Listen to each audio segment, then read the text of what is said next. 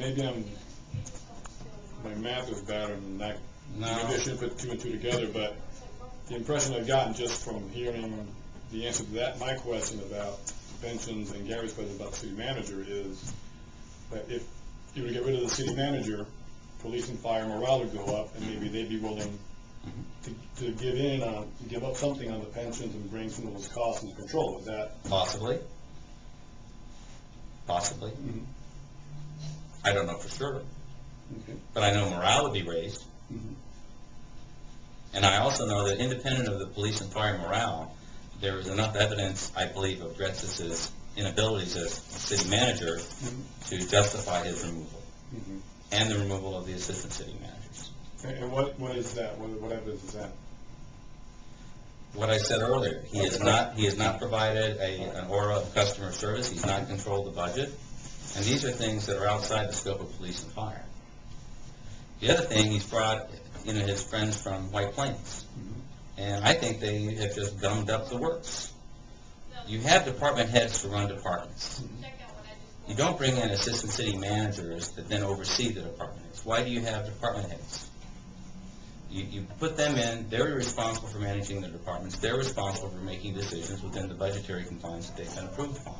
You don't need to have them do a mother may I with people that have been brought in who are essentially yes men for George Gretsas, and I think that's wrong. But in this, are you giving then the city commission kind of like focusing so much of this on the city manager? You're sort of giving the existing city commission a free pass here. We had one incumbent has actually talked about going from a defined benefit to a defined contribution system, and she feels that because she talked that up, that's why she drew two opponents in this race, including a former police chief. So, I mean, is it fair to say... What's your question? I'm sorry. The question is it fair to say to put in all this on the city manager when there's a city commission and then there's the police and fire themselves? And if what she says is correct, they're applying their own political pressure too to protect. And I'm just, and that's the way it works. Very valid. Very valid. I think there is enough blame to go around with everybody.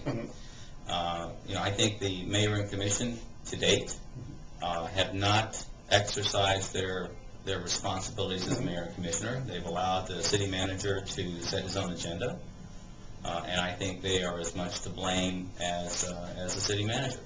I view the role of a mayor and commission to set long-term goals and guidelines. You set the tone of where the city wants to go. You establish a vision, and you explain to the city manager where we're going. So the mayor and commission should be focusing on the future. The city manager should be focusing on day-to-day activities. And if the mayor and commission feel that there need to be some modifications to day-to-day activities, then they should be getting involved. So that's how I view the differences between the two. I don't feel that the mayor and commissioners have set a long-term direction or goal for the city, nor have they been monitoring and managing the day-to-day activities of the city manager. So there's plenty of blame to go around for everybody, from my perspective.